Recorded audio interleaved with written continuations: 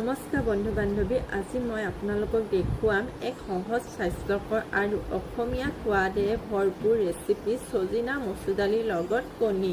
বনাবৰ কাৰণে প্ৰথমে কেৰাহীত তেল অলপ দিলোঁ, তাত তেল গৰম হ'বলৈ দি তাত পিঁয়াজ দি অলপ টাইম ৰঙচুৱা হোৱাৰ পিছত তাত দি দিলোঁ ছজিনা আৰু আলু। ছজিনা আৰু আলুখিনি ভাজি থাকিম, তাত পৰিব হালধি, নিমখ, সোৱাদ অনুযায়ী দিলোঁ আৰু একো ব্যৱহাৰ নকৰোঁ, তেনেকৈ অলপ টাইম ভাজি ঢাকন লগাই ভাজি থাকিম। ছজিনাৰ লগত কণী দি প্ৰথমবাৰৰ কাৰণে বনাই খাইছোঁ, আগতে এনেকৈ বনোৱা নাছিলোঁ আৰু আগতে সৰিয়হৰ দি বনাওঁ, দালি আৰু ছজিনা দি বনাওঁ, কণী দি বনোৱা নাছিলোঁ। ভাল লাগিলে এনেকৈও বনাই খাই। ছজিনা আৰু দালিখিনি ভালকৈ ভাজি লৈছোঁ, গৰম পানী দি পেলাই উতলিবলৈ দিম। উতল আহিলেই তাত কণীকেইটা দি দিম আৰু কণীকেইটা দিয়াৰ পিছত অলপমান ডাঠ হ'বলৈ হ'লেই মোৰ ৰেচিপিটো হৈ যাব।